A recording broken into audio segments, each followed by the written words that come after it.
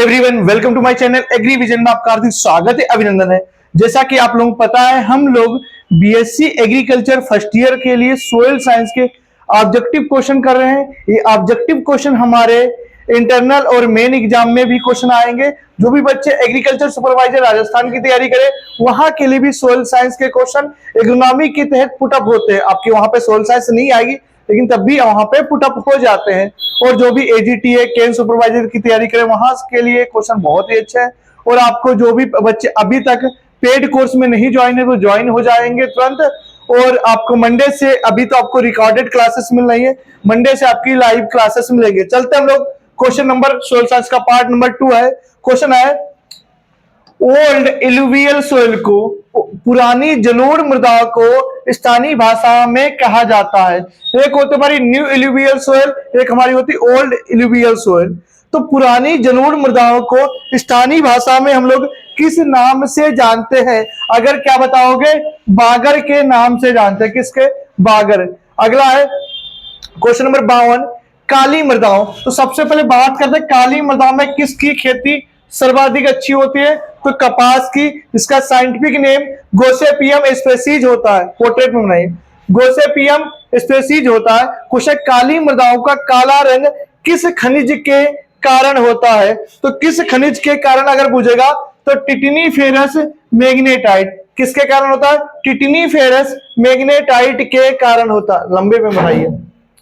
अगला है, जलोढ़ मृदाओं को, मतलब एलुवियल सोइल को सामान्यतः किस गढ़ के अंदर गए? बहुत इंपॉर्टेंट है। जितने भी हमारे इसके क्लासिफिकेशन 12 टाइप्स है, इंसेप्टिसाल, इंटीसाल, टिग्मोलीसाल, एरिडीसाल। यहां से आपके बीएससी में 2 नंबर की एक डिफिनेशन अलग से आती ही आती है। तो क्या बताओगे? जो एलुवियल सोइल को किस गढ़ के अंतर्गत रखा गया है? तो एलुवियल सोइल को जो रखा गया, अगर आपसे कोई पूछेगा तो क्या बताओगे? एरिडी सॉल के अंतर्गत रखा गया है। किस सॉल के अंतर्गत रखा है? एरिड सॉल के अंतर्गत रखा गया है। बहुत ही इंपॉर्टेंट क्वेश्चन आ गया। National soil survey bureau of land use planning, इसका मुख्यालय कहां है? तो आप क्या बताओगे? जोधपुर, नई दिल्ली, जयपुर या नागपुर? तो आप बताओगे। जो 54 का हमारा राइट आंसर हो जाएगा, तो क्या हो जाएगा? ये कहां पे हमारी? नागपुर में है। कहां पे हमारा है? नागपुर में है। अगला है, पोटेशियम मेटाफॉस्फेट में पोटेशियम की प्रतिशत मात्रा कितनी होती है? अगर यहां से हम बात करते हैं, इसे क्वेश्चन आता केन। केन क्या होता है? Calcium ammonium nitrate. इसमें कितनी परसेंट होती है? 25% होती है। बात कर लें अगर यहीं पे एसएसपी, तो क्या बताओ? Single superphosphate 16। डीएसपी की बात करेंगे तो क्या बताओगे? 32। और टीएसपी की बात करेंगे हम लोग, क्या बताओगे? टीएसपी की 48। अगर बात करते हैं एमओपी में पोटास कितनी होती? तो कितनी परसेंट? 60% होती। अगर बात करते हैं डीएपी में, तो डाई अमोनियम फास्फेट 18% हमारी नाइट्रोजन और 46% हमारी फास्फोरस होती है। ठीक, 46% हमारी फास्फोरस होती है। ये चीज आपको पता है। तो क्वेश्चन, पोटेशियम मेटाफॉस्फेट में पोटेशियम की प्रतिशत मात्रा कितनी होती है? अगर आपसे कोई पूछेगा तो क्या बताओगे? 40% होती है। कितनी प्रतिशत? 40। अगला है, मूंगफली की खली में नाइट्रोजन। तो मूंगफली का साइंटिफिक नेम भी साथ में याद रखोगे। क्या? एरेकिस हाइपोजिया होता। मूंगफली में एक पेगिंग क्रिया होती। कौन सी? क्वेश्चन आएगा, पेगिंग किस में होती है? जिसे हिंदी में अधिकीलन बोलते हैं। तो पेगिंग किस में होती है? मूंगफली में, बिना निषेचन अंड के। ठीक, तो मूंगफली की खली में नाइट्रोजन की प्रतिशत मात्रा हमारी कितनी होती? तो कितनी होती है? 7.2% होती। कितनी? 7.2%। अगला है, मृदा में फास्फोरस किन किन रूपों में पाया जाता है? तो फास्फोरस किन किन रूपों में पाया जाता है? फास्फोरस, तो अगर बात करते हैं हम लोग किन किन है, H2PO4 या PO4 या HPO4 या इनमें से सभी? तो आप बताओगे जो क्या होते हैं हमारी, इनमें से सभी। लेकिन अगर इसमें यहीं पे क्वेश्चन आ जाए तो HPO4 किसमें होते हैं? माइनस माइनस की फॉर्म में होते हैं, याद रखना। या H2PO4 की बात करेंगे, ये भी किसमें होते हैं? माइनस में होते हैं। ये चीज आपको याद होना है अगर प्लस का ऑप्शन आ जाए। अगला है, धान का खेरा रोग। तो खेरा रोग किसमें लगता है? नर्सरी में लगने वाला रोग होता है। कहां पे? नर्सरी में लगने वाला रोग होता है। इसके लिए लोग जिंक या हम लोग इसको जस्ता बोलते हैं। क्या बोलते हैं? जस्ता। 5 किलोग्राम के मतलब 5 किलोग्राम हमें जिंक डालनी थी अगर ये रोग लग रहा है, तो ये बहुत ही भयानक। और धान की अगर बात करें, धान में हम लोग साइंटिफिक नेम ओराइजा सटाइवा होता है, और बात करते हैं इसकी फैमिली की ग्रेमनी और पोएसी होती है। और बात करते हैं अगर इसका एक होता है क्या, धान का उत्पत्ति स्थान कहाँ है, ये चीज आप लोग बताना। और धान का हेडक्वार्टर, जैसे CPCRI सेंट्रल पोटैटो, ठीक। अभी आपको इसके जितने भी हेडक्वार्टर है उसकी भी हम अलग से क्लास आपको बताएंगे। अगला है कोलाइड के कणों का व्यास कितना होता है, मतलब 0 से 100 मिलीमीटर माइक्रोन, या 100 से 200 मिलीमीटर माइक्रोन, या 150 से 200, या 200 से 250। तो कोलाइड के कणों का जो व्यास होता है, अगर आपसे कोई पूछेगा, 0 से 100 मिलीमीटर माइक्रोन होता है। यहीं पे बात करते हैं नाइट्रोजन को, तो पौधे किस रूप में ग्रहण करते हैं? नाइट्रेट के रूप में ग्रहण करते हैं। जो वायुमंडल में हमारी नाइट्रोजन पाई जाती है, हम जानते हैं 78 से 79% मात्रा में नाइट्रोजन पाई जाती है। पौधे उसे डायरेक्ट रूप में ग्रहण नहीं कर सकते, तो उसको ग्रहण करने के लिए नाइट्रेट की फॉर्म में ग्रहण करते हैं। अब क्वेश्चन यही पे आ जाता है कि नाइट्रीकरण किसे कहते हैं? तो जो वायुमंडल में हमारी नाइट्रोजन पाई जाती है, इसको किसमें? नाइट्राइड की फॉर्म में आती है, फिर नाइट्राइड से किसमें? नाइट्रेट की फॉर्म में आती है। तो नाइट्रोजन से नाइट्राइड जहां पे 2 होगा क्या बोलोगे? नाइट्राइड, और 3 होगा नाइट्रेट। तो यहां पे हमारा कौन सा बैक्टीरिया होता है? नाइट्रोसोमोनास, नाइट्रोसोमोनास, ठीक। और यहां पे बात करेंगे तो क्या बताओगे? नाइट्रोबैक्टर, ठीक। ये क्वेश्चन 110% सोइल साइंस में आपके मेन एग्जाम में इंटरनल में आएंगे। जैसे आपको बताया था क्या, पीएसबी इसका पूरा नाम, ठीक, फास्फोरस घुलनशील बैक्टीरिया, सोल्यूबल बैक्टीरिया। आपको ये जरूर इसकी फुल फॉर्म आती ही आती है। तो हमारा जो हमने क्या बताया आपको कि ह्यूमस जो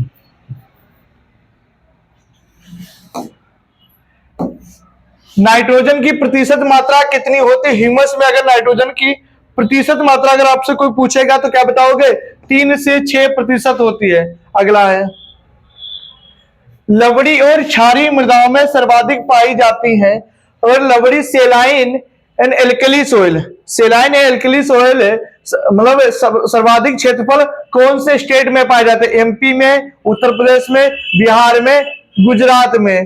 तो जो हमारी सेलाइन एल्कलाइन सोइल होती है वो कहां पे अगर कोई पूछेगा तो क्या बताओगे? उत्तर प्रदेश में। और उत्तर प्रदेश में अगर कोई पूछेगा तो क्या बता? हरदोई, अलीगढ़, मथुरा के एरिया में ज्यादातर पाई जाती हैं, ठीक। इसीलिए हमारे ताजमहल पे भी इसके लिए असर पड़ रहा है। और सेलाइन एल्कली सोइल का अगर टेम्परेचर कोई यार पीएच मान पूछेगा तो क्या बताओगे? 8.5 से अधिक होता है, ठीक। अगला है nature and property of soil science के लेखक कौन है? इंपॉर्टेंट है, ये पुस्तक का नाम है nature and property of soil science के राइटर मुखर्जी, बकमैन एंड ब्रेडी, जे सहगल। सहगल की सोयल साइंस की बहुत अच्छी किताब आती है, और इनमें से कोई नहीं। तो आप लोग क्या बताओगे? जो बकमैन एंड ब्रेडी होते हैं। अगला है तो काली मृदाओं में हमने बताया था कपास के लिए होती है। काली मृदा में चूना और फास्फोरस की मात्रा होती है, कितनी होती है? मध्यम होती है, कम होती है, अधिक होती है, या बहुत कम होती है? तो काली मृदा में अगर चूने की मात्रा हम लोग पूछेंगे तो क्या बताओगे?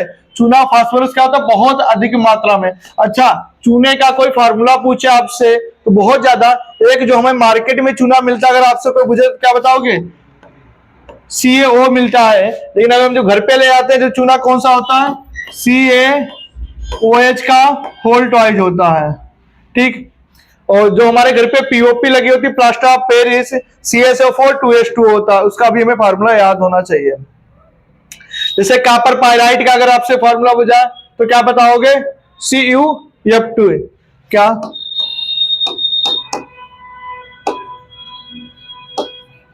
Copper pyrite. अगला हमारा मरुस्थलीय मृदाओं को किस गढ़ के अंतर्गत रखा गया है? एरिड सॉल, एल्फी सॉल, या वर्टी सॉल, या मोली सॉल? तो मरुस्थलीय मृदाओं को किस गढ़ के अंतर्गत रखा गया है? तो इसका जो हमारा राइट आंसर हो जाएगा क्या, एरिड सॉल के अंतर्गत रखा गया है। किसके?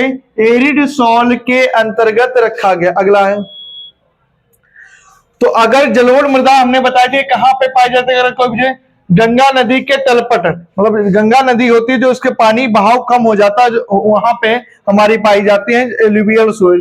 एलुवियल सोइल टू टाइप्स होते हैं, ओल्ड एलुवियल सोइल और न्यू एलुवियल सोइल। अभी आपको बताया था ओल्ड क्या होती है, न्यू क्या होती है, उनको क्या क्या बोलते हैं, पीछे क्वेश्चन निकल चुका है। जलोढ़ मृदाओं में किस मुख्य पोषक तत्व की कमी पाई जाती? फास्फोरस की, पोटेशियम की, नाइट्रोजन की, चूने की। तो जलोढ़ मृदाओं में जो हमारी पाई जाती है, अगर आपसे कोई पूछेगा क्या बताओगे? नाइट्रोजन की। अच्छा, नाइट्रोजन हम लोग यूरिया डालते हैं, तो यूरिया में क्या क्या पाई जाती है? नाइट्रोजन पाई जाती है। कितने परसेंट पाई जाती है? 46%। और यूरिया की बात करते हैं, फार्मूला क्या था? CO NH2 और NH2। क्या CO के दोनों तरफ क्या होगा? NH2 होगा। और बात करें यूरिया को पौधे किस रूप में ग्रहण करते हैं? तो एमाइड के रूप में। किसके रूप में? एमाइड के रूप में यूरिया को पौधे ग्रहण करते हैं। अगला, शुष्क मृदा में वायु कितनी होती है? तो शुष्क मृदा में अगर बात करते हैं वायु की मात्रा 25%, 25 से कम, 25 से ज्यादा, या इनमें से कोई नहीं, तो क्या बताओगे? B is the right answer हो जाएगा। अगला है, मरुस्थलीय मृदाओं में सर्वाधिक पाया जाता है कैल्शियम कार्बोनेट, फेरस ट्राइऑक्साइड और Al2O3, या उपयुक्त में से सभी। तो मरुस्थलीय मृदाओं में सबसे अधिक मात्रा में जो पाई जाती है, आपसे कोई पूछेगा क्या बताओगे? Calcium carbonate. इसको हम लोग क्या बोलते हैं? चूना पत्थर भी बोलते हैं, याद रखना, चूना पत्थर भी बोलते हैं, है ना। अगला है, सर्वाधिक कार्बनिक पदार्थ किस मृदा गढ़ की मृदाओं में पाया जाता है? तो ऑर्गेनिक मैटर की बात करेंगे किसमें, और एक फार्मूला भी आपके पेपर में आएगा कि कार्बनिक पदार्थ निकालने का फार्मूला बताइए। तो क्या बताओगे? ऑर्गेनिक मैटर बराबर ऑर्गेनिक कार्बन मल्टीप्लाई 1.734। क्या बताओगे? ऑर्गेनिक मैटर का फार्मूला क्या होता है? Organic matter equal to organic carbon multiply 1.734। ये आपके एग्जाम में बहुत ज्यादा क्वेश्चन आता है कि ऑर्गेनिक मैटर का फार्मूला बताइए। तो ऑर्गेनिक मैटर किस मृदा गढ़ की मृदाओं में सर्वाधिक पाई जाती हैं? तो आप बताओगे किस में पाए जाते हैं? हिस्टोसॉल मृदाओं में पाए जाते हैं। किसमें? हिस्टोसॉल में। मृदा प्रोफाइल, तो प्रोफाइल को हमने बताया था, मृदा प्रोफाइल जब किसी भी सोइल को वी शेप में काटने पर जो में स्ट्रक्चर दिखाई देता है उसे सोइल प्रोफाइल कहते हैं। इसमें हमारे AB संस्तर थे, A प्लस B संस्तर को हम लोग क्या बोले थे? A प्लस B संस्तर को हम लोगों ने सोलम बोला था। और बात करें A plus B plus C संस्तर को हमने क्या बोला था? रिगोलित बोला था, रिगोलित बोला था, है ना। और किस संस्तर मृदा प्रोफाइल में कौन सा संस्तर नहीं पाया जाता? ओ, आ, बा, या इनमें से कोई नहीं। अब हिंदी में इसके पार्ट होते हैं, जैसे A B, ठीक इसी प्रकार से हिंदी में भी नाम होते हैं। तो मृदा प्रोफाइल में कौन सा ओरिजिन नहीं पाया जाता है? और आपसे कोई पूछेगा तो क्या बताओगे? संस्तर, इसमें जो है तीनों संस्तर पाए जाते हैं। तो कौन सा संस्तर नहीं पाया जाता? अगर आपसे कोई पूछेगा तो क्या बताओ? कोई नहीं। कोई नहीं का मतलब है। अगला है हमारा, और इसमें अगर हम बात करते हैं कि सोइल साइंस से क्वेश्चन जो सोइल प्रोफाइल से बनेंगे आपके, और रॉक्स में, रॉक्स हमारी 3 टाइप्स के होती हैं। हम अभी मंडे को आपके क्या करेंगे, जितने भी CCS यूनिवर्सिटी के 5 साल के प्रीवियस ईयर पेपर हैं उनकी बाकायदा PPT बना के आपको वो चीज पढ़ाएंगे जो प्रीवियस ईयर पेपर में, मतलब 2-2 नंबर के क्वेश्चन, फिर 5-5 नंबर वाले, फिर 10-10 नंबर वाले क्वेश्चन आपके कंप्लीट हो जाएंगे, याद भी हो जाएंगे। और आप पेन अच्छे तरीके से सुनोगे ही हमारी बात को, और 2 बार अगर क्लास को ले लोगे तो 80% आपको क्वेश्चन याद हो जाएंगे। अगर हल्के रंग वाली मृदाओं में लोहा तथा मैंगनीज पाया जाता है, तो हल्के रंग वाली मृदाओं में लोहा और मैंगनीज पाया जाता है। कम पाया जाता है, अधिक पाया जाता है, या मध्यम पाया जाता है, या बहुत अधिक पाया जाता है? तो क्या बताओगे? बहुत ही कम पाया जाता है। अगला है सबसे अधिक जल धारण। जल की बात करते हैं अगर कोई भी कि जल हमारा चार प्रकार के होते हैं: आर्द्रताग्राही जल, गुरुत्वीय जल, केश का जल और रबों का पानी। तो पेपर में आता पौधे कौन सा जल ग्रहण करते हैं? तो क्या बताओ कौन सा जल ग्रहण करते हैं? पौधे कौन सा जल एब्जॉर्ब करते हैं? Capillary water. कौन सा? कैपिलरी वाटर, मतलब केशिका जल ग्रहण करते हैं, केशिका जल, है ना। तो सबसे अधिक जल धारण क्षमता पाई जाती है किसमें? बलुई मृदा में, चिकनी मृदा में, सिल्ट में, या उपयुक्त में से सभी? तो आप बताओगे जो है चिकनी मृदा। अच्छा, हमने बात करते हैं क्ले, तो क्ले का साइज कितना बताया था?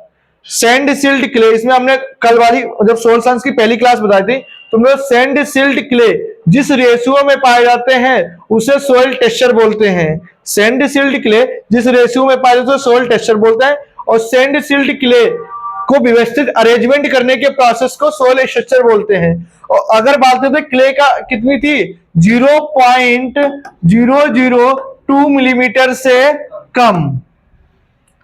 ठीक, अगला देखिए, अमोनिया का नाइट्राइट में परिवर्तन, बहुत इंपॉर्टेंट, जो अभी आपको नाइट्रेट रिएक्शन बताई थी वहीं से क्वेश्चन मिल गया। तो अमोनिया है, अमोनिया कौन सी होती है हमारी? NH3, किसमें? NO3 में। तो अमोनिया का नाइट्राइट में परिवर्तन कौन से बैक्टीरिया के द्वारा? नाइट्रोसोमोनास, सूडोमोनास, नाइट्रोबैक्टर या यूरिएज एंजाइम के द्वारा? तो क्या बताओगे? नाइट्रोबैक्टर के द्वारा। किसमें? नाइट्रोबैक्टर के द्वारा। हमने बताया था आपको जब वायुमंडल में जो नाइट्रोजन पाई जा रही थी हमारी, ये नाइट्रोजन पाई थी, या तो नाइट्रोजन की फॉर्म में पाया जाएगा या अमोनिया की फॉर्म में पाई जाती है। तो इसमें किसमें? पहले नाइट्राइट में बदलता है और फिर नाइट्रेट में बदलता है। तो ये वाला जो बैक्टीरिया कौन था हमारा? नाइट्रोसोमोनास था, और ये वाला बैक्टीरिया कौन था? नाइट्रोबैक्टर था। तो वही तो क्वेश्चन आ गया, पिछला रिपीट हमारा क्वेश्चन हो गया। ठीक, अगला देखिए, सामान्यतः वातावरण में, इन्वायरमेंटल में ऑक्सीजन की प्रतिशत मात्रा, रिपीट क्वेश्चन है। तो ऑक्सीजन हमारा कितने परसेंट पाया जाता है? 20.33%। कितने परसेंट बोलोगे? 20.33% पाया जाता है। ठीक, इसमें 20 पे ऑप्शन तो 20 बोलोगे। और 0.03% क्या पाया जाता है? हाँ, CO2। अगला, जल की माप किस विधि द्वारा की जाती है? तो जल की माप एक बीनोश विधि द्वारा भी होती है। ठीक, अगर जल की माप किसी विधि द्वारा किया जाता है तो एक क्वेश्चन थोड़ा सा, जब ऐसे क्वेश्चन थोड़े से आते हैं जिसमें पूरी हिंदी लैंग्वेज आ जाती है तो फिर बच्चे को भी बहुत ज्यादा दिक्कत आती है कि प्रश्नाव मापी के द्वारा। तुमने देखा होगा प्रश्नाव की बात करते हैं तो प्रश्नाव तुमने देखा होगा कि हम किसी नाली के ऊपर मच्छर बैठ जाते हैं, वो नहीं डूबते, किसके? प्रस्ताव के कारण ही नहीं डूबते कि उसके ऊपर क्या है कि लेयर सी जम जाती है। लेकिन हम अगर केरोसिन या किसी प्रकार का ऑयल डाल देते हैं वो लेयर खत्म हो जाएगी और मच्छर डूबने लगे। इसीलिए नगर पालिका क्या करते हैं कि वहां पे छिड़काव करती है कि मच्छर ना बैठ पाए। तो जल की माप किस विधि द्वारा की जाती है? अगर आपसे कोई पूछेगा, क्या? तीनों विधि द्वारा, आयतान्वक, प्रश्नाव मापी और भरात्मक विधि द्वारा। अगला है, ह्यूमस की विशिष्ट ऊष्मा कितने किलोग्राम होती है? ह्यूमस की विशिष्ट ऊष्मा कितने किलोग्राम होती है? 0.1, 0.2, 0.5 या 0.9? तो ह्यूमस की विशिष्ट ऊष्मा, हमने उस दिन भी ये वाला क्वेश्चन बताया था कि पार्टिकल डेंसिटी और एक था हमारा बल्क डेंसिटी। तो पार्टिकल हमने कितना बताया था? 2.65। पार्टिकल बड़े बड़े होते हैं, 2.65 और 1.32। ये क्या थी? पार्टिकल डेंसिटी कोई पूछेगा तो क्या बताओगे? 2.65 और वर्ग डेंसिटी की कितनी होती? 1.32। तो ह्यूमस की विशिष्ट ऊष्मा कितने किलोग्राम होती है? और आपसे कोई पूछता तो क्या बताओगे? 0.5। अगला आ गया, मृदा में कार्बनिक अंश पाया जाता है।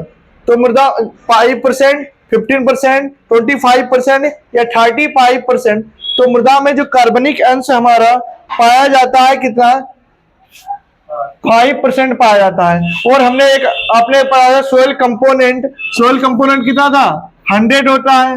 तो 100 में हमारा एक 45% था और 25% एयर और साइलेंट, 25% एयर और 25% वाटर और 5% हमारा क्या था, ऑर्गेनिक मैटर हो गया। और 45% में क्या था हमारा, बताओ। ये तुम्हारा 5% हो गया।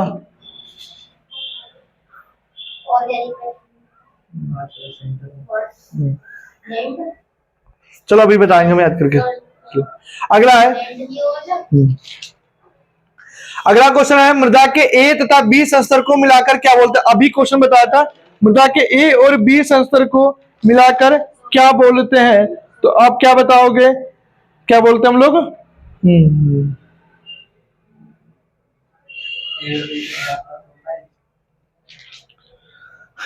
तो अभी क्या बताया था, ए बी संस्तर को हम लोग मिला के क्या बोलते हैं, सोलम बोलते हैं। ठीक, और मोनोलिथ, ये क्वेश्चन अच्छा खासा है। तो मृदा के अगर मोनोलिथ की बात करेंगे तो आप बताओगे जो मृदा का जो मोनोलिथ होता है हमारा, कि उसका अभिलेख रखने को हम लोग क्या बोलते हैं, मृदा मोनोलिथ बोलते हैं, है ना। ये क्वेश्चन अच्छा सा है। और प्रोफाइल हमने बता ही चुके हैं। ये किस भाषा से है, तो सोलम से लेके लिया गया है। और सोलम का अर्थ क्या होता है, ऊपरी पृष्ठ। ये क्वेश्चन और आता है पेपर में कि इडिफोलॉजी और पेडोलॉजी की डिफिनेशन बताइए। तो ये चीज बताना, एडिफोलॉजी क्या होता है और हमारा पेडोलॉजी क्या होता है। तो उसमें जो क्वेश्चन हमारे आते हैं बहुत ही अच्छे क्वेश्चन आते हैं। तो अगर आपसे पूछे सारे कि एडिफोलॉजी और पेडोलॉजी किसे कहते हैं, तो आप बताओगे जो एडिफोलॉजी होती है जिसमें हम लोग क्या करते हैं, उसके क्लासिफिकेशन का अध्ययन करते हैं। मतलब मृदा विज्ञान की वे शाखा जिसके अंतर्गत क्या करते हैं, उसका क्लासिफिकेशन और उसका अध्ययन किया जाता है। मतलब किसका, स्वतंत्र प्रमाण का, उसकी क्लासिफिकेशन डिस्क्रिप्शन का अध्ययन किया जाता है। ठीक, अगर बात करते हैं पीडोलॉजी के अंतर्गत तो क्या बताओगे, पीडोलॉजी में हम लोग पौधों की वृद्धि के विकास के बारे में, किस प्रकार से वृद्धि करेंगे, ये किसमें किया जाता है, हमारा पीडोलॉजी इडिफोलॉजी में के अंतर्गत किया जाता है। इसके बारे में स्पेशल हम बताएंगे।